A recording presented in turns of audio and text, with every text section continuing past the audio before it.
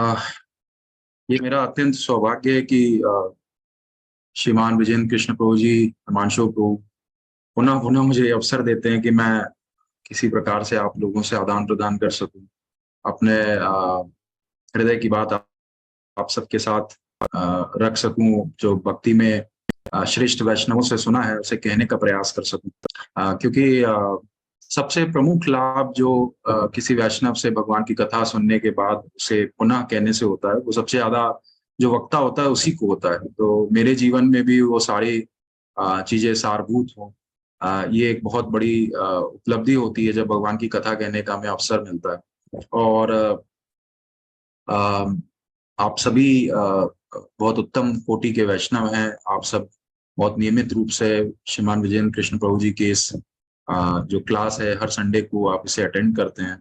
तो मैं भगवान से प्रार्थना करता हूँ कि आप सबके साथ जो मैं आज शेयर करना चाहता हूँ वो सब हम सब के हृदय में भगवान के प्रति भक्ति का भाव और दृढ़ करे, और हम सब भगवान की भक्ति में और प्रोग्रेस कर सके। आप सब में जो मुझसे वरिष्ठ हैं, मैं उन सब से आपके आशीर्वाद की प्रार्थना करता हूँ। आप सब जो मेरे साथ के हैं, जो मुझसे छोटे हैं आयु में, मैं उनसे सबसे शुभेच्छा की अपेक्षा रखता हूँ, ताकि मैं जो बोलूँ वो भगवान के शुद्ध गुणों का व्याख्यान कर सके और हम सब के हृदय को आकर्षित कर सके। अ, आज का जो टॉपिक है वो अत्यंत ही महत्वपूर्ण है, और वो टॉपिक है अ, आत्मसमर्पण के विषय में, सरेंडर के विषय में। और आज का टॉपिक है सरेंडर द ओनली वे। तो हम समझते हैं, हम प्रयास करते हैं समझने का कि किसको सरेंडर करना है। क्या कोई शत्रु खड़ा है जिसको सरेंडर करना है? तो क्या हमें दोनों हाथ उठा के खड़े हो जाना है कि हमने सरेंडर कर दिया?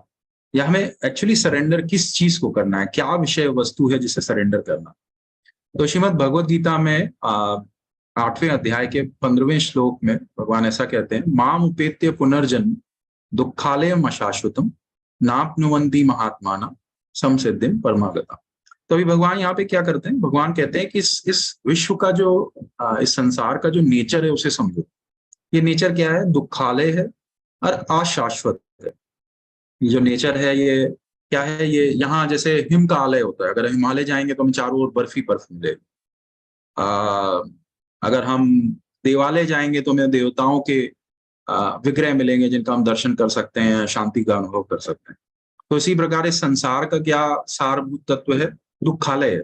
भगवान कहते हैं ये दुखालय है और अशाश्वत है। मतलब everything what we are seeing, हम जो भी अपने आसपास देख रहे हैं वो सब अशाश्वत है। यदि कोई व्यक्ति बहुत विद्यावान है, यदि कोई व्यक्ति बहुत धनवान है, कोई व्यक्ति बहुत स्वास्थ्यवान है, तो आप समझिए कि ये सब जो गुण हैं ये अशाश्वत हैं। आप देखते होंगे समय के साथ सब बदलता रहता है। धनवान व्यक्ति भी निर्धन हो सकता है, जिसके बहुत विद्या है वो भी मूर्ख बनाया जा सकता है, जो बहुत स्वास्थ्य वाला व्यक्ति है उसके स्वास्थ्य का हनन हो सकता है। तो काल, समय, परिवेश में इतनी शक्ति होती है कि वो जो भी इस संसार में ऐसा लगता है ना कि ये शाश्वत है, उसको नष्ट कर सकती है। और साथ साथ भगवान क्या कह रहे हैं? दुखों का आलय है, मतलब निरंतर दुख बने रहते हैं। यदि हम किसी क्षण सुख में हैं तो वो एक्चुअली हमारा एक भ्रम है। तो ये तो बात है श्रीमद् भगवत गीता की, जहां भगवान ऐसा कह रहे हैं। परंतु भगवान साथ ही साथ क्या करते हैं? जो हमारा ईशोपनिषद है, एक बहुत प्रमुख उपनिषद है, वहां पे जो प्रथम श्लोक है वो कहता है, ओम पूर्णमदः पूर्णमिदं पूर्णात् पूर्णमुच्यते पूर्णस्य पूर्णमादाय पूर्णमेवावशिष्यते। अब क्या कह रहे हैं भगवान यहाँ पे? भगवान कह रहे हैं कि मैं कंप्लीट हूं, मुझसे जो भी निकल रहा है वो भी कंप्लीट है। तो क्या है कि मैं जो भी चीज को प्रसारित कर रहा हूं, जो भी कर रहा हूं, वो सब परफेक्ट है, वो सब कंप्लीट है। और एक तरफ भगवान भगवत गीता में कह रहे हैं कि ये दुखों का आलय है। ये तो बड़ा कंफ्यूजिंग हो गया, क्योंकि अगर केवल दुखों का आलय है तो इसका मतलब उस दुखों के आलय की जो कंप्लीट पिक्चर होगी वो होगी कि उसका कुछ सोल्यूशन भी होना चाहिए। यदि यह संसार दुखों का आलय है तो इसका सोल्यूशन कहाँ पे है? इसका सोल्यूशन कहाँ से आता है? अगर कंप्लीट पिक्चर नहीं है तो भगवान ये कैसे कह रहे हैं कि ओम पूर्णमिदः पूर्णमिदम्? फिर तो इसका मतलब है ये संसार कंप्लीट नहीं है, क्योंकि केवल दुख है, उसका कोई सोल्यूशन नहीं है, तो वो भी इनकम्प्लीट पिक्चर है। वो एक तरह से जो स्थिति है वो अपूर्ण है। तो भगवान ये कैसे कह सकते हैं कि ये पूर्णमिदा है, ये पूर्णमिदम है, मतलब जो भी उनसे एमिनेट हो रहा है वो सब पूर्ण है। तो पूर्ण होने का मतलब क्या है कि अगर ये संसार दुखों का आलय है, यहाँ पे मिजरीज है, यहाँ पे दुख है, यहाँ पे क्लेश है, तो उस दुख और क्लेश से हमें आगे बढ़ने का भी कोई रास्ता है, कोई ना कोई ऐसा विषय वस्तु है जो हमें इस दुख और क्लेश से बाहर निकाल देगा। तो अगर इस चीज को सोचें, इस स्थिति को सोचें, तो हम जब इस स्थिति को सोचेंगे तो हमें ऐसा आभास होगा कि आ, इस स्थिति का जो गुण तत्व है वो क्या है कि हम इस भौतिक संसार में हैं, और यदि हम इस भौतिक संसार में हैं तो हमें इस दुखों के आले से कैसे निकलना है, ये एक ऐसा प्रमुख विषय वस्तु है जो हमें समझना हो। तो ऐसी स्थिति परीक्षित महाराज के सामने भी आई थी। जब कलयुग का प्रारंभ हुआ तो परीक्षित महाराज अ, एक बहुत श्रेष्ठ वैष्णव थे, बहुत ही भक्तों के कुल में उनका जन्म हुआ था, अर्जुन के पौत्र थे, और भगवान ने उनकी गर्भ में ही रक्षा की थी। श्रीमद् भागवतम में उन्हें विष्णुराट कहा गया है, मतलब जिसकी स्वयं रक्षा भगवान विष्णु करे। तो ऐसे वे राजा, ऐसे प्रतापी राजा थे, और उनका इतना प्रताप था कि कलयुग को उन्होंने आ, आ, ऐसा बोला कि आप मेरे रहते इस भूमि पर नहीं रह सकते।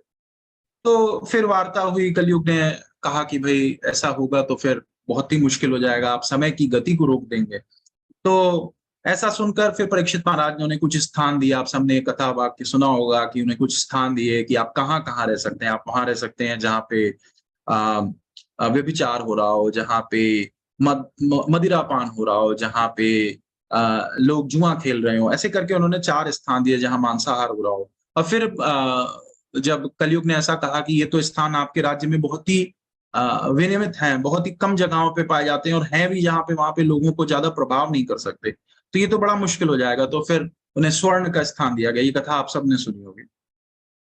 पर जब कलयुग को परीक्षित महाराज इस जगह से खंडन कर रहे थे, तो कलयुग ने एक बड़ी इंपॉर्टेंट बात बोली। उसने कहा कि देखिए, मेरे अंदर बहुत दुर्गुण है। श्रीमद् भागवतम में ऐसा कहा जाता है, कलेर दोषो निधे राजन अस्ति ही एको महान गुना कीर्तनादेव कृष्णस्य मुक्त संग परम ब्रजेत।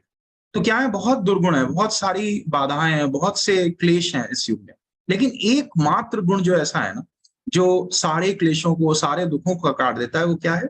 कलेर दोषो निधे राजन अस्ति ही एको महान गुना, एक ही महान गुण है इसका, कीर्तनादेव कृष्णस्य, केवल भगवान कृष्ण के नाम का कीर्तन करने से मुक्त संग परम ब्रजेत। और ऐसा करने से क्या होता है, जो जीवात्मा है वो मुक्त होकर परम धाम को चला जाता है। ये विशेषता किसी और युग में नहीं है। तो जब ऐसा कलयुग ने प्रस्तुत किया कि मेरे अंदर इतने विशेष गुण है, तो परीक्षित महाराज कहने लगे तब तो बहुत अच्छा है, फिर तो कोई भी व्यक्ति परेशान ही नहीं होगा, और सभी भगवान के नाम की शरण ले लेंगे, और इस प्रकार से सारा दुख, सारा क्लेश नष्ट हो जाएगा। तो जब ऐसी बात सुनी तो भगवान ने, परीक्षित महाराज ने देखा कि जो कलयुग है वो बहुत मंद मंद मुस्कुरा रहा था। तो परीक्षित महाराज को बहुत ही क्रोध आया। उन्होंने कहा कि हमने अभी अभी तुम्हें स्थान दिया रहने का, और तुम फिर मुस्कुराने लगे, और क्या तुम मेरा मजाक उड़ा रहे हो? तो कलयुग ने कहा कि नहीं नहीं, देखिए, मैं, आप तो बहुत शक्तिशाली राजा हैं, मैं आपका मजाक कैसे उड़ा सकता हूँ, परंतु मैं आपकी मानसिकता का मजाक उड़ा रहा हूँ। मैं आपकी सोच का मजाक उड़ा रहा हूँ कि आपने मेरे गुण को सुनकर ऐसा सोचा कि अब तो सारे जीव आत्मा बड़े आनंद से बच जाएंगे, क्योंकि वो नाम की शरणागति ले लेंगे। पर कलयुग में एक बहुत प्रमुख जो कार्य होगा वो ये होगा कि लोग नाम की शरणागति ले ही नहीं पाएंगे। क्यों? क्योंकि लोग नाम की जब शरणागति लेने का प्रयास करेंगे, तो कलयुग में एक और बड़ा विशेष गुण है। क्या करेगा कलयुग? वो भिन्न भिन्न प्रकार के अनेक अलग तरह के अवसर उपस्थित कर देगा, जहां पे लोग अलग अलग दिशाओं में शरणागति ले लें। जैसा कि आप देखिए, श्रीमद् भागवतम में, मेरा ऐसा आशय नहीं है कि किसी के जो कार्य है उसको थोड़ा तुच्छ दृष्टि से देखना है, परंतु आप देखिए कि हम यदि बहुत संकट में पड़ते हैं तो हम किन लोगों के पास चले जाते हैं? हम वकीलों के पास चले जाते हैं, हम डॉक्टरों के पास चले जाते हैं, हम हीलर्स के पास चले जाते हैं, हम अलग अलग स्रोत देखते हैं जहां हमको शरणागति मिलती है।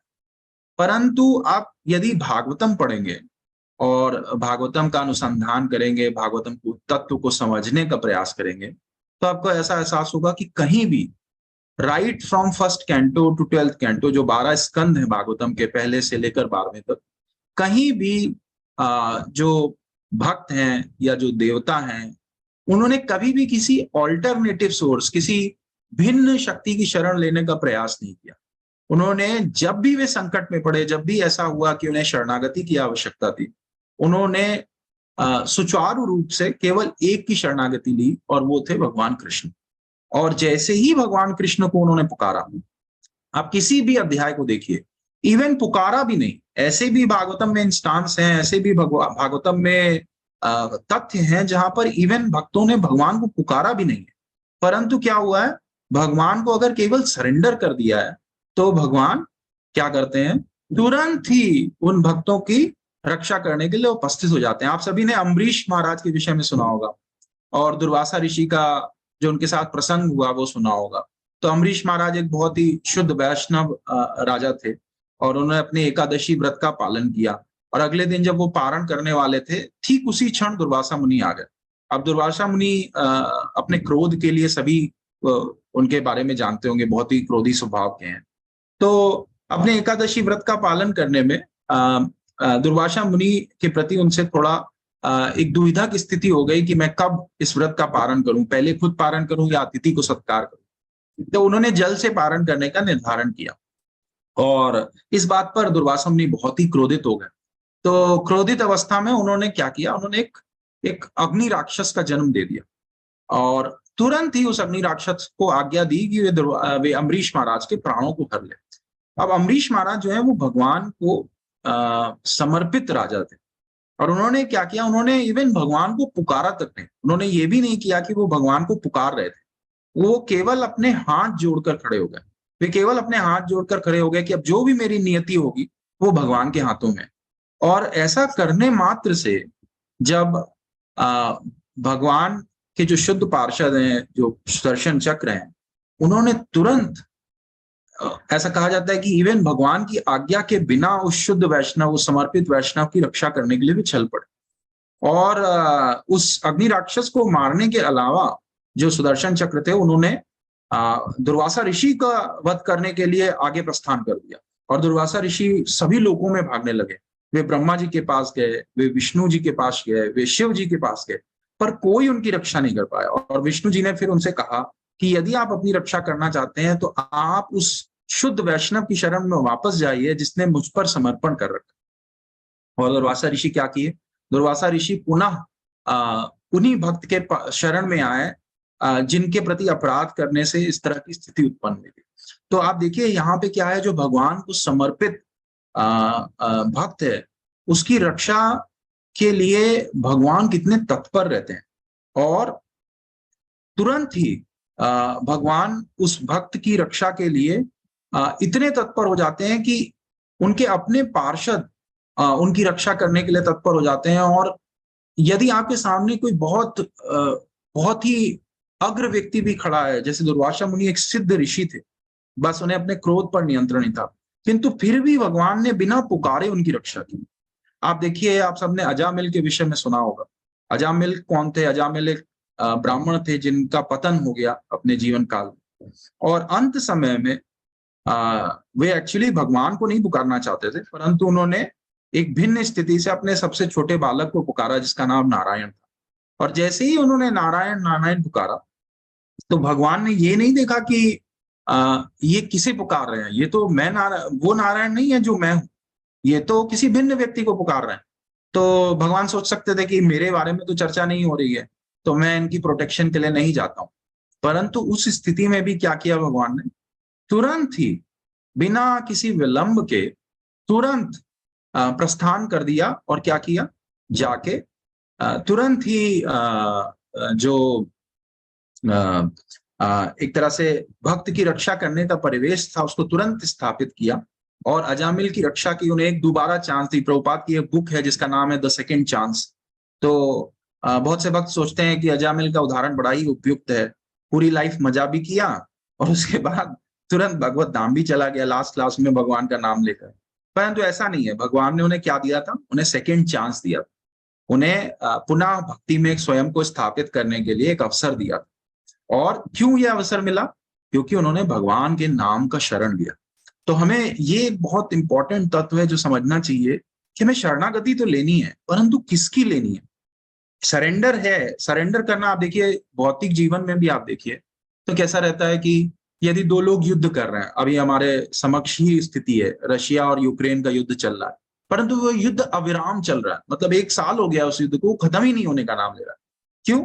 क्योंकि एक पक्ष अपने को बहुत शक्तिशाली समझता है, एक पक्ष अपने आप को शक्तिशाली नहीं समझता है, परंतु वो समझता है कि मेरे साथ बहुत लोगों की शक्ति है। तो क्या है, युद्ध अविराम चलता जा रहा है।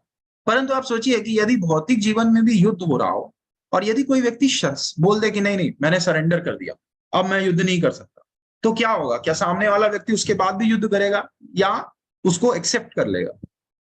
तो जैसे ही हम सरेंडर करते हैं, इवन भौतिक जीवन में भी हम जब सरेंडर करते हैं तो क्या होता है? तुरंत युद्ध विराम हो जाता है। उसी तरीके से जब हम कृष्ण के प्रति अपना समर्पण करते हैं, जब हम भगवान को पुकारते हैं, तब भगवान क्या करते हैं?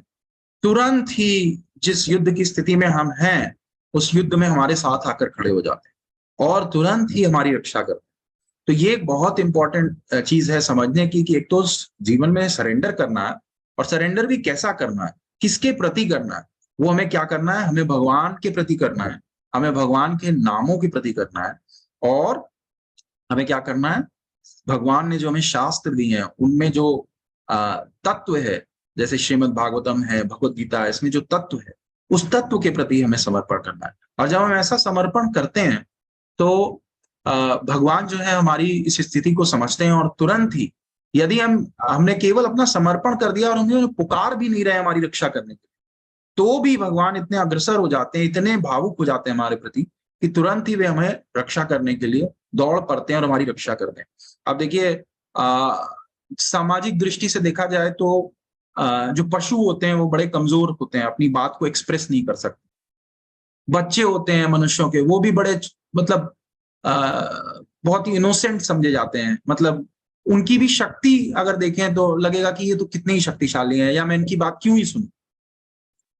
और आप देखिए स्त्रियां हैं, उनकी भी स्थिति क्या होती है? कई बार सामाजिक दृष्टि से यदि वो बहुत शक्तिशाली नहीं है, बहुत वर्चस्वशाली नहीं है, बहुत वर्चस्वशाली व्यक्तियों से कनेक्टेड नहीं है, तो क्या होता है? उनकी बात कोई नहीं सुनता। परंतु आप देखिए भगवान कितने कृपालु हैं, यदि कोई उनकी शरण ले लेता है।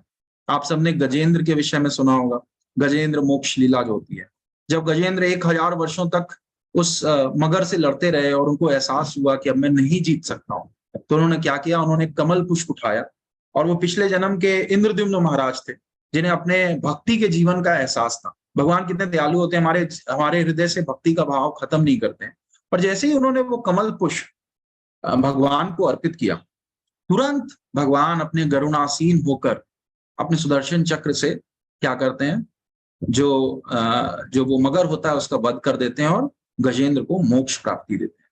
इसी तरीके से प्रहलाद महाराज है। आपने कहीं भी भागवतम में सुना कि प्रहलाद महाराज जब कष्टों में थे तो वो चिल्ला रहे थे, भगवान मेरी रक्षा कीजिए, भगवान मेरी रक्षा कीजिए।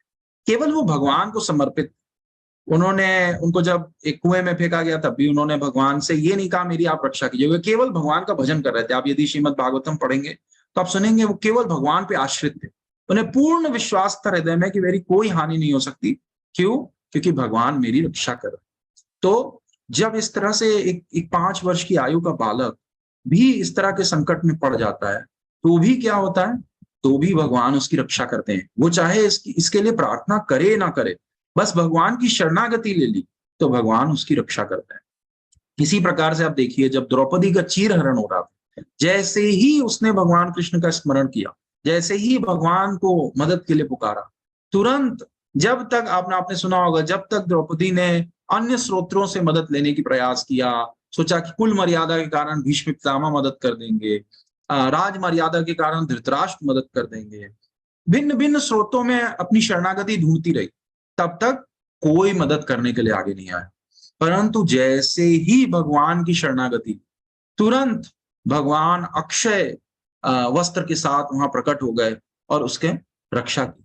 तो आप देखिए, अगर हम किसी भी अवस्था में हैं, यदि हम ऐसे भी हैं कि हम अपने आप को बहुत वीक समझते हैं, हम सोचते हैं कि हम बहुत शक्तिशाली नहीं हैं, या हम समाज में बहुत वर्चस्व नहीं रखते हैं, हम बहुत साधारण व्यक्ति हैं। परंतु भगवान हम में कोई भिन्नता नहीं करते। हम यदि किसी भी स्थिति में, हम पशु योनि में भी हैं, तो भी क्या है, भगवान हमेशा अपनी करुणा के माध्यम से हमें तुरंत अपने शरण में ले लेते हैं और क्या करते हैं, हमारा रक्षण करते हैं, हमारी रक्षा करते हैं। एक बहुत ही अच्छी स्टोरी है। हमारा जो माइंड है वो हमारे साथ हमेशा भिन्न-भिन्न खेल खेला करता है। तो जो पांडवों में भीम थे, तो एक समय उनके उनके मस्तिष्क में भी कुछ गुणाभाग चला और उनको ऐसा एहसास हुआ कि मेरे अंदर कोई स्पेसिफिक टैलेंट नहीं है, मैं बहुत स्किलफुल नहीं हूँ, मेरी सामाजिक प्रतिष्ठा थोड़ी कम है।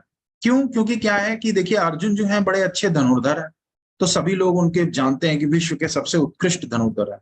जो मेरे बड़े भ्राता हैं युधिष्ठिर, वो धर्मराज हैं, सभी लोग उनके धर्म के प्रति समर्पण को बड़ा अ, मानते हैं। जो मेरे दोनों भाई हैं नकुल और सहदेव, किसी को आयुर्वेद का बहुत गुण है, तो किसी को ज्योतिष शास्त्र का बहुत गुण है। तो सब बड़े गुणवान हैं और मैं जो हूँ, मैं बस जाना चाहता हूँ कि मैं खाना खाता हूँ। तो ये तो बड़ा अच्छा गुण नहीं हुआ कि मैं बहुत सारा खाना खा लेता हूँ। तो मुझे भी कुछ गुण होना चाहिए, मुझे भी कुछ गुण आना चाहिए अपने में। तो भीम सोचते हैं कि मैं संगीत सीखूंगा। मैं ऐसा करूंगा कि अब मैं बहुत ही उत्कृष्ट श्रेणी का संगीत सीखूंगा, लोग जानेंगे कि भीम जो है एक बहुत बड़े संगीतज्ञ है। तो भीम ने सारे वाद्य यंत्रों का अरेंजमेंट किया, बोला वीणा सितार सब रख दो, मैं सब एक साथ बजा दूंगा। क्योंकि भीम को अपनी भुजाओं की शक्ति पे बड़ा बल था, 10,000 हाथियों की शक्ति थी उनके हर भुजा में। तो वो राजमहल के बिल्कुल बीचों बीच बैठकर ये वादन करने लगे और जैसे ही उन्होंने गाना चालू किया, तो पूरा राजमहल कंपन करने लगा। अब नकुल सहदेव उनसे छोटे थे, तो वो उनकी उतनी हिम्मत नहीं थी कि भीम को जाकर बता सकें कि वो क्या कर रहे हैं। जो युधिष्ठिर महाराज थे, वो बड़े गंभीर थे, धर्म के प्रतिपालन था। उन्होंने सोचा कि यदि मैं कुछ कहूंगा तो जो है भीम को थोड़ा हृदय पे बुरा लग सकता है, तो थोड़ी देर गाएगा फिर चुप हो जाएगा। परंतु अर्जुन जो थे वो बड़े प्रैक्टिकल थे।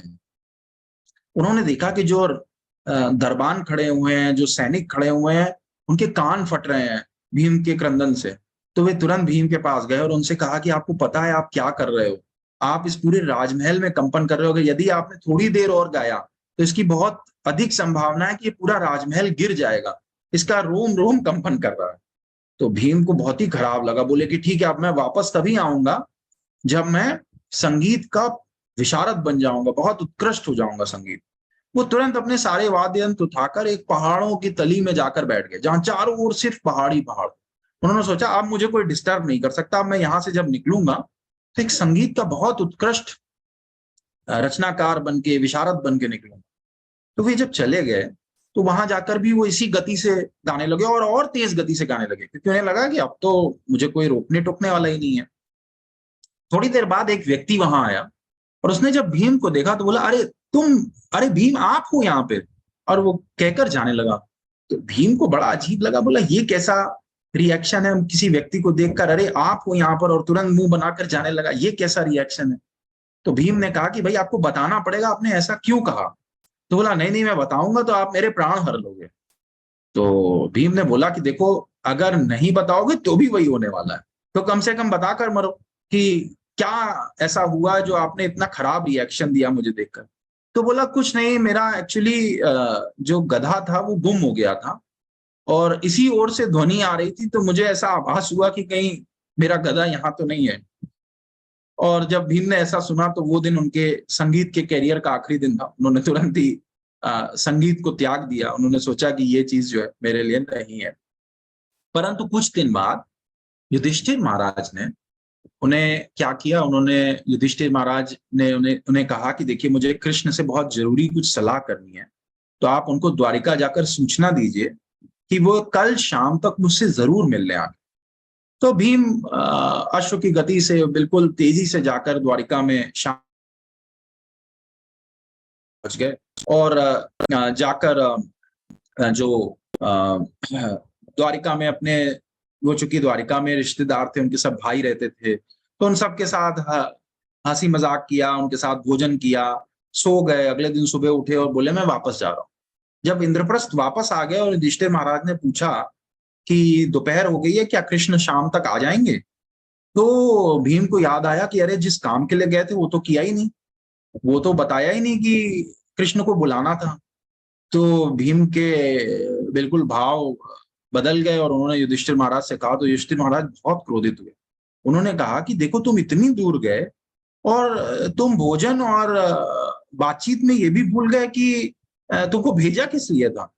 और बहुत भीम के ऊपर क्रोधित हुए युधिष्ठिर महाराज।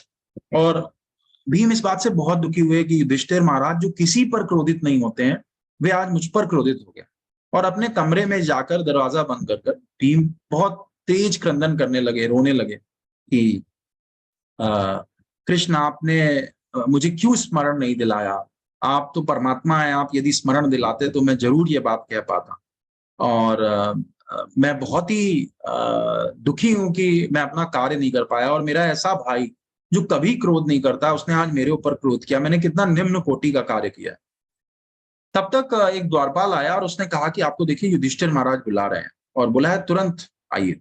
तो जैसे ही भीम राज दरबार में पहुंचे, उन्होंने देखा कि कृष्ण बैठे हुए हैं, और भीम बड़े चकित हो गए। तो युधिष्ठिर महाराज ने कहा कि अरे तुमने जब इन्हें बुला लिया था तो तुमने बताया क्यों नहीं? ये तो यहाँ आकर बैठे हुए थे। तो भीम ने सोचा कि अब कृष्ण आ तो गए ही हैं, इनको सच बात बोलने का क्या फायदा। चुपचाप कृष्ण के कान में जाकर भीम ने कहा कि भाई आप यहाँ कैसे आ गए, मैंने तो आपको बुलाया ही नहीं था। तो कृष्ण ने अभी भीम के कान में पुनः कहा कि देखिए आपने मुझे बुलाया तो नहीं था, परंतु अभी आपने जिस हृदय से मुझे पुकारा, आपका संगीत इतना उत्कृष्ट था कि मैं भागा चला आया। जब भगवान कृष्ण की बात भीम ने सुनी तो वे बड़े ही भावुक हो गए। और जो हमारे लिए एक बहुत एक एक सूचक है इस पूरी कथाक्रम से, वो ये है कि आप देखिए कि हम कई बार क्या करते हैं कि हम भिन्न-भिन्न भक्तों के गुणों को अ अनुसरण करने की बजाय हम अनुकरण करने का प्रयास करते हैं, हम भी वैसा कार्य करने का प्रयास करते हैं। देखिए, अगर हम अपने आप को ऐसा बनाने का प्रयास कर रहे हैं कि हम दूसरे की तरह बन जाएँ, तो वो एक्चुअली हम भगवान पे ही संदेह कर रहे हैं, क्योंकि भगवान ने हमें एक विशिष्ट प्रकार से बनाया है। और हम जिस भी स्थिति में हैं, हम उस स्थिति में भगवान की शरणागति ले सकते हैं। तो हमें किसी और के प्रकार बनने की भी ज़रूरत नहीं है, हमें किसी और की तरह बनने की भी ज़रूरत नहीं है, कि हम उस तरह बन जाएँगे तो हम भगवान की शरणागति ले सकते हैं। हम जिस भी स्थिति में हैं, हम उस स्थिति में भगवान की शरणागति ले सकते हैं। तो ये बहुत आवश्यक है 2 बातें समझना, एक कि हमें किसकी शरणागति लेनी है, कि हमें भगवान की, भगवान के नामों की, और भगवान द्वारा दिए गए उत्तम कोटि के शास्त्रों की शरण लेनी। इसी प्रकार से हमें क्या करना है, शरणागति लेने के लिए हमें किसी प्रकार से बदलना नहीं है। हमें क्या करना है, हमें जिस स्थिति में है, हम उस स्थिति में भगवान की शरणागति ले सकते हैं। हमें किसी भी परिवेश में अपने आप को बदलने की जरूरत नहीं है, अपने आप को चेंज करने की जरूरत। जैसी भी स्थिति में हम है, हम उस स्थिति में भगवान की शरणागति ले सकते हैं। अभी हमने स्टार्टिंग में सेशन की बात की कि जो परीक्षित महाराज थे, जब वे गर्भ में थे, तो भगवान ने उनकी रक्षा की थी। उनका नाम विष्णु राट पड़ा, इसीलिए भागवतम में उनको विष्णु राट कहा जाता है, जिसकी भी भगवान विष्णु ने स्वयं रक्षा की। तो क्या है, आप देखिए गर्भ की स्थिति में बालक कैसा होता है, कितना विकट परिस्थितियां होती हैं। अगर हमें गर्भ की स्थिति में आज रख दिया जाए, as an adult, as a एक एक एक एक एक एक उत्कृष्ट मनुष्य की तरह, एक फुल्ली ग्रोन मनुष्य की तरह हमें आज गर्भ की स्थिति में रख दिया जाए, हमारी तुरंत मृत्यु हो जाएगी। हम विद इन कुछ समय के अंदर देह को त्याग दें। परंतु आप सोचिए भगवान कितने करुणामयी हैं कि उस छोटी सी स्थिति में, उस बड़ी ही विकट स्थिति में भी भगवान हमारी रक्षा करते हैं, हमें प्रोटेक्शन देते हैं। और कैसे प्रोटेक्शन देते हैं, हम उस समय, ऐसा कहा जाता है, आप यदि गरुड़ पुराण सुने या आप भागवतम में पढ़ें, तो जो जीव होता है, वहां हम, मतलब मैं आपकी शरण लूंगा, जैसे ही बाहर निकलता है, लेकिन अंदर होता है तो क्या कहता है, मैं आपकी शरण लूंगा। जैसे ही बाहर निकलता है तो क्या करता है, बच्चे रोते हैं वहां वहां, तो क्या है, संस्कृत में से कहते हैं वहां हम, मतलब मैं कौन हूं, मैं कौन हूं। जैसे ही बाहर आता है तो क्या होता है, अपनी आइडेंटिटी भूल जाता है। तुरंत क्या है, फिर से उसकी आइडेंटिटी चली जाती है, और वो क्या करता है, वो भूल जाता है कि गर्भ में उसने भगवान से वचन दिया है कि मैं आपकी शरणागति लेकर इस जन्म मृत्यु के चक्र से बाहर निकल जाऊंगा। लेकिन क्या करता है, वो पुनः भूल जाता है। तो हमें क्या करना है, भगवान जब हमारी गर्भ की स्थिति में भी रक्षा कर सकते हैं।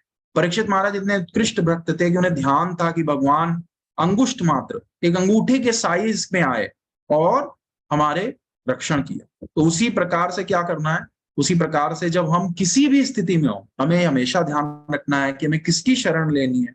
और दूसरा जो इंपॉर्टेंट चीज है वो हमें ये ध्यान रखना है कि हमें भगवान की शरण लेने के लिए अपना परिवर्तन करने की जरूरत नहीं। हम जिस भी स्थिति में, जैसी भी स्थिति में, हमें बस शुद्ध भाव से भगवान की शरणागति लेना है।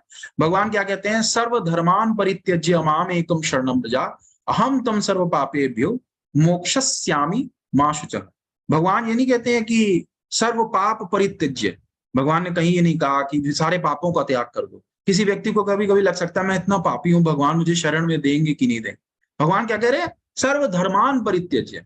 जो और इधर उधर के रिचुअल्स हैं और उधर उधर की बातें हैं वो सब छोड़ दो और क्या करो, सिर्फ मेरी शरण में आ जाओ। भगवान कभी नहीं कहते हैं कि आप पापों से मुक्त होकर मेरे पास आओ, आप कार्यों से मुक्त होकर मेरे पास आओ। यदि कोई व्यक्ति अभी युवा अवस्था में है तो वो ये सोच सकता है अभी कैसे भगवान के पास जाएंगे या भगवान की शरण कैसे लेंगे, क्यों, क्योंकि मैं तो अभी बहुत यंग हूं, कैसे ले लूंगा भगवान की शरण। भगवान ये कह ही नहीं रहे हैं कि ना आप जब वृद्धावस्था में हो तभी मेरे पास आओ। क्या कह रहे हैं, केवल एक चीज छोड़नी है, सर्वधर्मान परित्यज्य। और जो भी एक तरह से जो भी एक ऊपरी तत्व हैं धर्म के, उनको सबको छोड़कर गुण तत्व को समझने की बात है कि हम भगवान की शरण लें, उनकी स्वयं की शरण लें।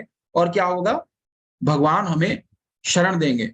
रामचरितमानस में कहा गया, शरणागत कहूं जे तजहि निज अनित हनुमान देवर पापर पाप मैं यही लोक कान। भगवान स्वयं कह रहे हैं कि मेरी जो शरण लेगा मैं उसकी शरण का त्याग नहीं कर सकता।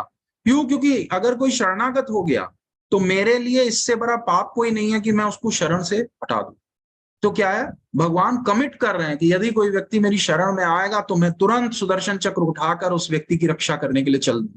वो मुझे पुकारे चाहे ना पुकारे अपने संकट के समय में, लेकिन वो मुझे अपने साथ खड़ा हुआ पाए। तो ये एक बहुत इंपॉर्टेंट चीज है हमें समझने की कि एक हमें जो भगवान है उनके प्रति समर्पण करना, और दूसरा क्या है, समर्पण कैसे करना है, हमें अपने को परिवर्तित नहीं करना है। जिस भी स्थिति में हम उसी स्थिति में भगवान को समर्पण कर सकते हैं। क्यों, क्योंकि ये दुखालयम अशाश्वतम है। इसकी कंप्लीट पिक्चर क्या है, ये दुखालय है, ये अशाश्वत है। और कंप्लीट पिक्चर क्या है, जो सोल्यूशन है, ओम पूर्णमिदः पूर्णमिदम। पूर्ण कैसे होगा, जब हम भगवान का सरेंडर करेंगे, भगवान के प्रति समर्पण करेंगे। उसी समर्पण से ये जो विश्व है ये संपूर्ण हो जाएगा। जो दुख है उसमें सुख की अनुभूति होने लगेगी, तभी तो स्टोरी कंप्लीट होगी। भगवान अगर ये कह रहे हैं ये ब्रह्मांड पूर्ण है तो केवल दुख कैसे हो सकता है। तो इसका मतलब जो सुख की अनुभूति है वो कहां पर है, वो भगवान की शरण में रहने पर। भगवान की शरण में रहने से जो निर्भीकता हमारे अंदर आएगी वो हमारे अंदर सुख का संचार करेगी। क्योंकि और जो भौतिक सुख हम देख रहे हैं वे सब नश्वर है, वो हमारे किसी भी साथ किसी भी परिस्थिति में, जैसे ही हम दुख की परिस्थिति में जाएंगे वो हमारे साथ नहीं रहने वाले। ब्रह्मा जी से लेकर और निम्न कोटि के जीवों तक हर व्यक्ति के अपने अपने क्लेश हैं। क्लेश की दशा अलग हो सकती है। अब ब्रह्मा जी का क्या क्लेश है, कोई व्यक्ति पूछ सकता है ब्रह्मा जी का क्या क्लेश है। अब ब्रह्मा जी का क्लेश ये है कि आज जैसे मैं रात में सो जाऊं और जब मैं सुबह उठूं तो देखूं मेरा घर पूरा टूटा हुआ है, मेरा बिस्तर कहीं जा चुका है, मैंने जो कुछ बनाया था इस संसार में सब कुछ नष्ट हो चुका है। ब्रह्मा जी भी इसी प्रकार जब हर रात्रि सोते हैं और जब सुबह उठते हैं तो उनका सबसे बड़ा क्लेश यही होता है, उन्होंने जो कुछ बनाया होता है वो सब नष्ट हो चुका होता है और उन्हें पुनः हर दिन वही प्रोसेस फिर से करना होता है। तो क्या है, आप देखिए ब्रह्मा जी के लोक से लेकर और नीचे लोकों तक जीव, कोई भी व्यक्ति आप देख लीजिए, कोई भी जीव आप देख लीजिए, हर व्यक्ति परेशान है, हर व्यक्ति के जीवन में क्लेश है। लेकिन क्या है, ब्रह्मा जी भी कहां पे आनंद पाते हैं, गोविंदम आदि पुरुषम तमहम भजामि। वो भी क्या कहते हैं, ईश्वर परमा कृष्णा सच्चिदानंद विग्रह अनादिरादिर गोविंद सर्व कारण कारण। तो वो भी क्या है, वो भी भगवान की शरण जब लेते हैं तो भगवान की शरण में जाकर वे हर तरीके से सुख पाते हैं।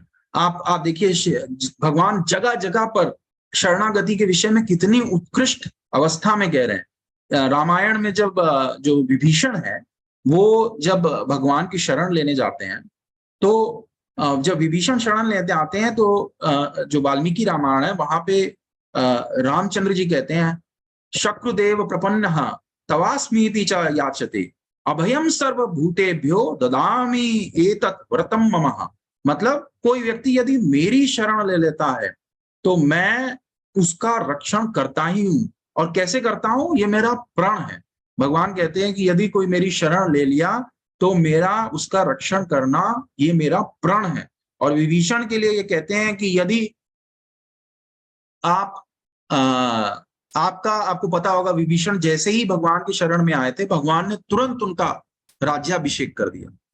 तो जो सुग्रीव थे, उन्होंने भगवान रामचंद्र जी से पूछा कि आपने विभीषण का लंकेश के समान राज्याभिषेक कर दिया, अगर रावण आपकी शरण में आ गया तो क्या होगा? क्योंकि आपने तो लंका विभीषण को दे दी। तो बोले मैं उसे अयोध्या दे दूंगा। तो बोला कि अगर उसे अयोध्या दे देंगे तो अपने भाइयों को क्या देंगे? तो बोला मैं ये पूरा भूखंड जो है वो अपने भाइयों को दे दूंगा। तो बोले फिर आप क्या करेंगे? तो बोला मैं इन सब का रक्षण करते हुए एक दिशा से दूसरी दिशा में जाता रहूंगा और पूरे जीवन इनका रक्षण करता रहूंगा। तो ये भगवान का संकल्प शक्ति है कि यदि उनकी शरण में कोई आ गया तो वे उसके रक्षण के लिए किसी भी सीमा तक चले जाएंगे और किसी भी सीमा तक त्याग की अवस्था में चले जाएंगे, परंतु उस व्यक्ति का रक्षण जरूर करेंगे। परंतु हमें क्या ध्यान रखना है? हमें ध्यान ये रखना है कि जब हम भगवान को समर्पण कर रहे हैं तो हमारा निष्ठ समर्पण होना चाहिए भगवान के प्रति, उनके नामों के प्रति, उनके द्वारा दिए गए इतने उत्कृष्ट शास्त्रों के प्रति हमारा जो समर्पण है वो बहुत उत्कृष्ट होना चाहिए। और उस समर्पण को करने के लिए हमें किसी प्रकार से अपनी अवस्था बदलने की जरूरत नहीं।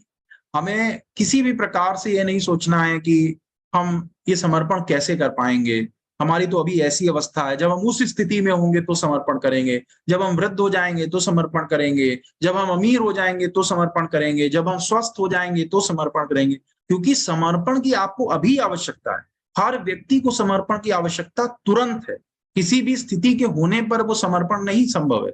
जिस अवस्था में आप हैं उसी अवस्था में उस समर्पण की आवश्यकता है। यदि आप वृद्ध हैं तो भी समर्पण करना है, यदि आप बालक हैं तो भी समर्पण करना है, यदि आप यौवन अवस्था में हैं तो भी समर्पण करना है, यदि आप बहुत गरीब हैं तो भी समर्पण करना है, यदि आप अमीर हैं तो भी समर्पण करना है, यदि आप बीमार हैं तो भी समर्पण करना है, और यदि आप स्वस्थ हैं तो भी समर्पण करना है। किसी भी अवस्था में हमें भगवान को समर्पण को त्यागना नहीं है, क्योंकि यही हमारी उत्तम गति का कारण है। श्रीमद् भागवतम के स्टार्टिंग से लेकर एंड तक एक एक कहानी, यदि आपको ऐसी मूवी दिखाई जाए जिसकी स्टार्टिंग सेम हो और एंड सेम हो, तो आपको क्या लगेगा? बार बार ये बोरिंग मूवी क्यों दिखा रहे हैं? बार बार वही मूवी, वही सेम स्टार्टिंग, वही सेम एंड। आप देखिए, आप भागवतम को पढ़िए तो तत्व अलग हो सकते हैं, लेकिन हर व्यक्ति क्या कर रहा है? हर व्यक्ति कृष्ण को पुकार रहा है। हर व्यक्ति क्या कर रहा है? हर व्यक्ति कह रहा है कि हमारी रक्षा कीजिए। हर व्यक्ति शरणागति ले रहा है भगवान की। और एंड क्या है? भगवान उन्हें शरणागति प्रोवाइड करते हैं, भगवान उनका रक्षण करते हैं। आप देखिए, ये कौन कृष्ण है? ये कोई साधारण व्यक्ति नहीं है, ये पूर्ण पुरुषोत्तम भगवान है। परंतु ये वैसे पूर्ण पुरुषोत्तम भगवान है जो राधा रानी जब नाराज हो जाती हैं तो उनको मनाने के लिए मयूर भी बन जाते हैं, उनको मनाने के लिए नृत्य भी करने लगते हैं। यशोदा मैया से डर कर आंखों से आंसू भी आने लगते हैं। और तो और जब वो पर्वत उठाते हैं तो यशोदा मैया उनको डांटती हैं कि तुम क्या करते रहते हो, कभी पर्वत उठा लेते हो, कभी कुछ करते हो, थक जाओगे। उनका पसीना पूछती हैं। जो उनके मित्र हैं सुदामा, वो कहते हैं कि अगर ये पर्वत उठा सकता है तो मैं भी उठा सकता हूँ, क्योंकि इससे तो ज्यादा शक्तिशाली हूँ। जब युद्ध होता है तो वो सुदामा से हार भी जाते हैं। तो आप देखिए, भक्तों के लिए भगवान क्या कुछ नहीं कर देते, किसी भी सीमा को पार कर देते हैं, किसी भी अवस्था में आ जाते हैं। जब प्रहलाद महाराज पुकारते हैं तो और कहते हैं कि इस खंबे में भी भगवान है। आप देखिए, हमें अगर कहा जाएगा कि आप ना एक मुखौटा लगा के सिंह का पूरे समय घूमिए, तो हम कर पाएंगे क्या? थोड़ी देर अपने बच्चों को रिझाने के लिए तो कर सकते हैं, परंतु उसके बाद नहीं कर सकते वो चीज। परंतु आप देखिए, नरसिंह भगवान कितने दयालु हैं। वो सदा सर्वदा के लिए उसी स्वरूप में है, आधा मनुष्य आधा सिंह। केवल किसके लिए? प्रहलाद महाराज के लिए। तो आप देखिए, भगवान भक्तों की रक्षा करने के लिए, यदि भक्त ने एक बार शरणागति ले ली तो उसकी रक्षा करने के लिए किस सीमा तक जा सकते हैं? किसी भी सीमा तक जा सकते। तो इसलिए ये बहुत आवश्यक है कि हम सब भगवान के नाम और भगवान द्वारा दिए गए उनके वचनों की, उनके शास्त्रों की, उनके पुराणों की सबकी संगति ले। भगवान, मुझे इस समय वो श्लोक एग्जैक्टली नहीं याद आ रहा है, पर भगवान कहते हैं मैं 3 तरह के व्यक्तियों का तभी त्याग नहीं करता। पहला, जो मेरी कथा कहते हैं। दूसरा, जो मेरी कथा सुनते हैं। और तीसरा, जो मेरी कथा कहने या सुनने की इच्छा रखते हैं। आप सोचिए, कहना भी नहीं है, सुनना भी नहीं है, केवल इच्छा रखते हैं। मैं उन 3 तरह के व्यक्तियों का इस संसार में कभी त्याग नहीं कर सकता। मैं सदैव नारद उनके साथ रहता हूँ। तो आप देखिए भगवान की कितनी उत्कृष्ट अवस्था है, भगवान कितने शुद्ध हृदय से हमें प्रेम करते हैं। वो इसीलिए परम पिता है। यदि आप में से कोई लोग माता-पिता होंगे तो आप समझते होंगे कि माता-पिता का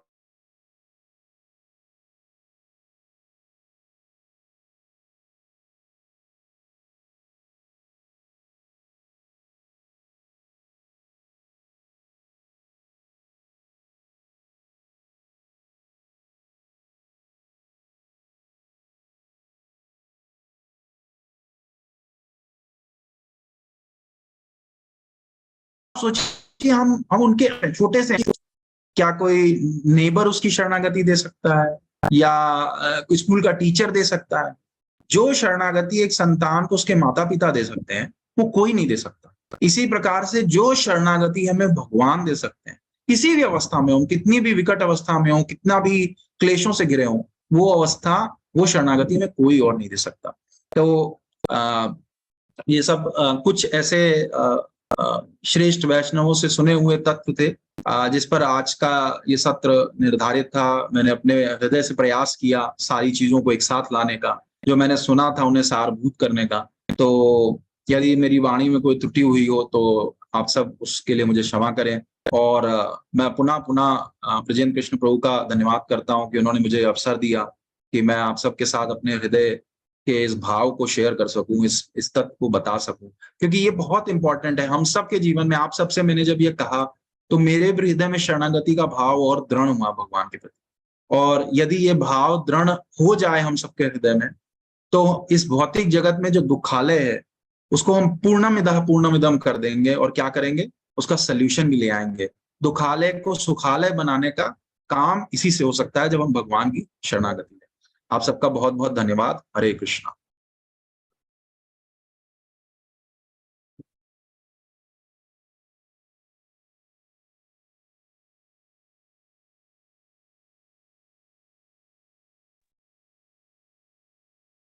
हरे कृष्णा। अगर ठीक है, कुछ डिवोटीज ने हाथ उठाया। हरे कृष्णा प्रभु जी, दंडवत प्रणाम। प्रभु हरे कृष्णा। आज का क्लास बहुत अच्छा क्लास था प्रभु। और ये जो हमारा भगवान के प्रति जो हमारा अटैचमेंट है उसको बढ़ाने के लिए इससे बेहतर और क्लास होती है। कितना अच्छा आपने वर्णन किया और अलग प्रसंगों को जोड़कर, तो पूरा मतलब बहुत ही आनंददायी था और बड़ा अच्छा था। और इसमें आपने मतलब सभी प्रसंगों के साथ जोड़ा हुआ है। इसमें एक जो आपने एक प्रसंग वो अजामिल का दिया था सेकंड चांस, तो उसका थोड़ा-सा बताएँगे कि वो सेकंड चांस में क्या था, वो और क्या होना चाहिए? एक्चुअली जरा उसको थोड़ा-सा हमें कुछ हो सके अगर आप एलाबोरेट कर सकें। हरे कृष्णा प्रभु जी। प्रभु जी, यदि मैं आपका प्रश्न सही से समझा हूँ तो आपने ये पूछा है कि ये जो अजामिल का प्रसंग था, आप इसके विषय में थोड़ा-सा और डिटेल में बताइए क्या हुआ था? क्यों ये सेकंड चांस था? तो प्रभु जी, यदि मैं आपका प्रश्न सही समझ रहा हूँ तो आप एक बार हाँ बोल दीजिए। जी प्रभु, जी। Okay, okay. तो सेकंड प्रभु चांस जी जी उनको दिया। Why second chance is necessary? Yeah, what is required for not having the second chance? But वो just थोड़ा सा दो लाइन थोड़ा सा क्लियर करना था। हाँ, सो प्रभु जी ऐसा था कि जो अजामिल थे वे एक बड़े अच्छे ब्राह्मण कुल में उत्पन्न हुए थे। और उनका जीवन भी स्टार्टिंग का बहुत अच्छा रहा। अपने पिता के संरक्षण में उन्होंने शास्त्रों का अध्ययन किया। परंतु एक बार वन में जाते हुए उन्होंने एक महिला को, एक ऐसी महिला को जो अच्छे कार्यों में नहीं रहती थी, उसको एक और व्यक्ति के साथ देखा और उनके मन में काम वासना बहुत उज्ज्वल अवस्था में पहुंच गई। और ऐसी अवस्था में उनका अपना भी जो एक तरह से पथ था वो भ्रष्ट हो गया और उन्होंने अपना पूरा जीवन लगभग काम वासना में बिताया। जब वे लगभग 90 वर्ष की आयु के थे, तो उनका 10 वर्ष का एक पुत्र था जिसका, क्योंकि पहले कुछ साधुओं से संग रहा, शास्त्रों का अध्ययन किया, तो जब वो सबसे छोटा पुत्र उत्पन्न हुआ था 80 वर्ष की आयु में, तो कुछ साधु उनके घर पे आए थे। तो उन्होंने उन साधुओं से प्रार्थना की कि आप ही इनका नाम रख दीजिए। तो आप देखिए कि पीछे के किए हुए उत्कृष्ट कर्मों का क्या फल हुआ कि उन साधुओं ने कहा कि इसका नाम आप नारायण रख दीजिए। तो जब अजामिल की मृत्यु की दशा आई 90 वर्ष की आयु में, तो आप देखते होंगे माता-पिता को या घर में जो वृद्ध होते हैं उनको सबसे ज्यादा क्या होता है जो सबसे छोटे बालक होते हैं उनसे बड़ा प्रेम होता है, क्योंकि वही उनके साथी होते हैं ज्यादातर। तो अजामिल ने भी नारायण नारायण कह के पुकारा, क्योंकि मृत्यु यमदूत उनको सामने दिख रहे थे और वो भय से कांप रहे थे। तो उन्होंने अपने पुत्र को पुकारा, जिससे वे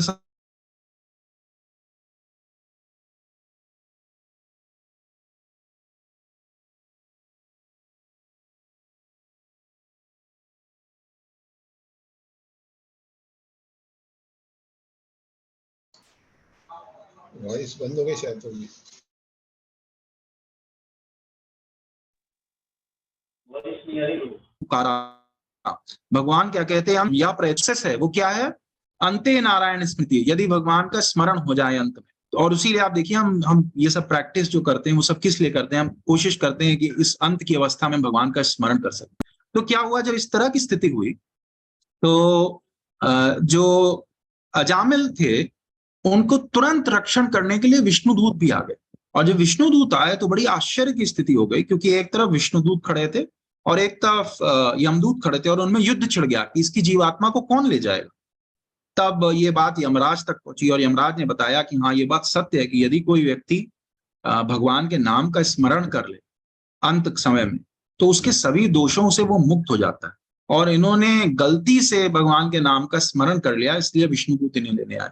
तो उस किताब में ऐसा प्रभुपाद, ये एक्चुअली भागवतम का ही पास टाइम है, जिसमें प्रभुपाद ने एक सेपरेट बुक लिखी, द सेकेंड चांस, जिसमें फिर अजामिल को कुछ वर्षों की आयु मिलती है। अगले 10 वर्षों तक वो हरिद्वार धाम जाकर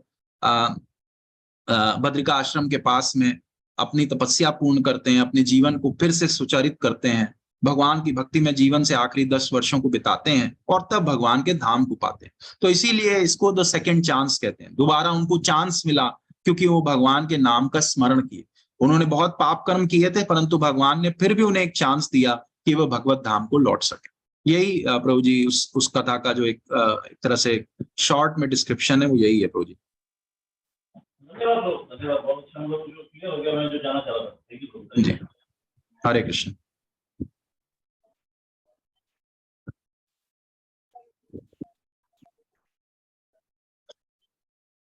हरे कृष्ण प्रभु जी, हरे दंडवत कृष्ण। प्रणाम।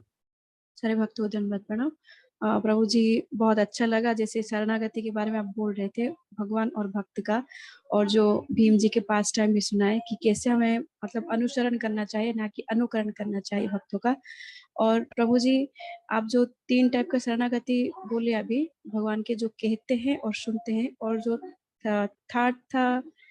थर्ड नंबर था, हम नोट नहीं कर पाए प्रभु जी, तो आप कह सकते थर्ड हैं। माता जी, थर्ड नंबर था जो कहने या सुनने की इच्छा मात्र भी रखते हैं। मतलब एक तो है जो व्यक्ति भगवान की कथा कर रहा, एक है जो भगवान की कथा सुन रहा, और एक केवल मन में इच्छा है कि हमें भगवान की कथा कभी कहने का अवसर मिले या हमें कभी भगवान की कथा सुनने का अवसर मिले। भगवान उस व्यक्ति से भी बहुत प्रसन्न रहते हैं और उसका भी कभी त्याग नहीं कर सकते। थैंक यू प्रभु जी। हरे कृष्ण प्रभु जी। हरे कृष्ण माता जी, हरे कृष्ण।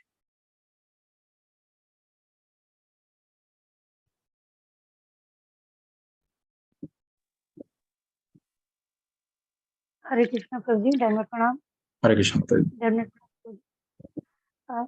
प्रभु जी, आपकी एक बात मुझे बहुत अच्छी लगी, वो जो नरसिंह भगवान का आपने बोला कि प्रहलाद महाराज के वो कैसे एक ही रूप में रहे, और अगर एक पिता चाहे तो चेहरे पे मुखौटा लगा कर वो कितनी देर लगा सकता है।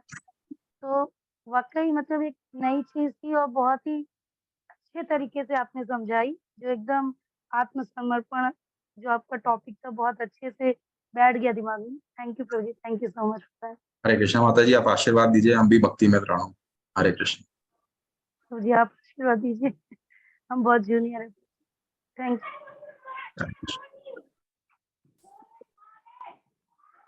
हरे कृष्णा प्रभु जी। हरे कृष्ण माता जी। प्रभु जी, क्लास आज की बहुत ही अच्छी थी। मतलब जय। सारे एग्जाम मतलब प्रैक्टिकल सुने हुए थे, बस ऐसा लग रहा था जैसे कृष्ण आसपास ही हो। मतलब उनको पाना बहुत सरल है, होते अच्छे से वो आदान प्रदान करते हैं बातों का, हर चीज का। तो बहुत अच्छी क्लास थी। मेरा पूछना ये था प्रभु जी कि जैसे आपने कहा कि जब हम भगवान को शरणागत हो जाते हैं तो भगवान को पुकारने की जरूरत नहीं रहती है, वो स्वयं ही मतलब समझते हैं कि हमें क्या चाहिए, वो आ जाते हैं। तो बस द्रौपदी ने इतने पुकारा, तभी क्यों आए भगवान? माता जी, वहां पे जो आचार्य कहते हैं वो आपको बता सकते हैं। जो द्रौपदी माता थी उसके पहले तक, जैसे आपको ध्यान होगा, मैंने परीक्षित महाराज की स्टोरी बताई, तो उसमें क्या बताया कि हम लोग क्या करते हैं, भगवान की शरण लेने की जगह भिन्न भिन्न और चीजों की शरण लेने लगते हैं। तो उस समय तक जो द्रौपदी माता थी, उन्होंने भगवान को जब पुकारा और शरणागति ली, वो दोनों साथ में था। आचार्य लोग कहते हैं उसके पहले तक वो और लोगों में शरणागति ढूंढ रही थी। भीष्म पितामह को कह रही थी कि आप कुल की रक्षा कीजिए, धृतराष्ट्र को कह रही थी कि आप राज धर्म की रक्षा कीजिए, द्रोणाचार्य को कह रही थी आप गुरु धर्म की रक्षा कीजिए, आप गुरु हैं स्कूल के, आपके सामने ऐसा कैसे हो सकता है। तो वो क्या कर रही थी, वो भौतिक तत्वों में ढूंढ रही थी कि कोई रक्षण मिल जाए। लेकिन जैसे ही उनको लगा कि अब मुझे कोई भौतिक तत्व रक्षण नहीं दे सकता, उन्होंने भगवान की शरणागति और नाम दोनों एक साथ लिए, और जैसे ही ऐसा किया तुरंत भगवान उनको अवतरित हो। तो उस केस में ऐसा आचार्य कहते हैं कि उन्होंने जो शरणागति ली, जो मन में शरणागति का भाव आया, और जो एक तरह से उन्होंने भगवान के नामों को पुकारा, वो साथ साथ में हुआ। तो इसलिए भगवान ने तुरंत उनकी मदद की। ऐसा नहीं कि उन्होंने अगर शरणागति का भाव ले आई होती तो भगवान उनको शरण देते नहीं, पर वो कार्य वहां पे बिल्कुल साथ साथ हुआ। और उसके पहले तक वो भिन्न भौतिक तत्वों में ढूंढ रही थी कि कोई हमें शरणागति दे दे, इसलिए उस समय तक भगवान ने उनके उसमें इंटरवीन नहीं किया। और ये हमारे साथ भी होता है, जब तक हम भगवान की शरणागति नहीं लेते। अब तो सेशन का टाइमिंग है, वरना बहुत से भक्तों के जीवन में प्रैक्टिकली ऐसा हो चुका है। अभी मैं सुन रहा था कि नरसिंह देव की ऐसी कृपा हुई कि एक डिवोटी थे जिन्हें हेपेटाइटिस सी था, और डॉक्टर्स कह रहे थे कि कुछ दिनों की आयु शेष है। उन्होंने नरसिंह देव को पूर्ण समर्पण कर दिया कि यदि आपकी इच्छा हो तो मेरा जीवन रखिए, ना इच्छा हो तो मेरे जीवन का नाश कर दीजिए। जब अगला टेस्ट हुआ तो पता चला ऑल ऑफ अ सडन वो वायरस नॉन रिएक्टिव हो गया। तो क्या है ये क्या है, हमने भगवान की, उसके पहले तक क्या था, हम देखिए मेडिकल ट्रीटमेंट भी जरूरी है, ऐसा नहीं कहा जा रहा है कि मेडिकल ट्रीटमेंट नहीं करना, पर हमें भगवान के प्रति उस भाव को रखना है कि भगवान हमारी रक्षा करेंगे। यदि वो चाहेंगे तो हमारी रक्षा करेंगे, यदि वे चाहते हैं कि हम किसी और कार्य के लिए संपन्न हो तो उस प्रकार से कार्य करेंगे। तो ये जो गुण तत्व है वो ये तत्व है। जी प्रभु जी। हरे कृष्ण माता जी। हरे कृष्ण। हरे कृष्ण। हरे कृष्णा प्रभु जी, दंडवत प्रणाम। प्रभु जी आज हरे कृष्ण, दंडवत प्रणाम। प्रथम बार अवसर मिला आपको सुनने का। तो सबसे पहली बात तो मैं कहूँगा कि आपने जो टॉपिक चुना है बहुत ही सुंदर चुना, बहुत ही प्रैक्टिकल था हम सब लोगों के लिए। और दूसरी बात जो देखी मैंने, आपका हिंदी का स्तर भी बहुत अच्छा था। आमतौर पर हमको जो सुनने को मिलते हैं तो वो क्या होता है, उन लोगों को या तो बंगाली रहते हैं या फिर बंगाली से वो हिंदी ट्रांसलेट करके बताते हैं, उसमें वो हिंदी जो रहता है उनका लेवल अलग तरह का रहता है। और आपने बहुत ही सुंदर बोलचाल की भाषा में हमको समझाया, इसलिए बहुत बहुत धन्यवाद आपको। और बहुत ही अच्छे से, मतलब गागर में सागर जिसको बोलते हैं, आपने छोटे से समय में इतने अधिक उदाहरण, इतने उच्च वैष्णव के बारे में हमको बताया, इसलिए बहुत बहुत धन्यवाद होगी। हरे कृष्ण। तो ये आप आशीर्वाद दीजिए कि मेरी भक्ति और अच्छी हो जाए। हरि बोल, हरि बोल। जय हरे कृष्ण। हरे कृष्णा। तो धन्यवाद प्रभु जी।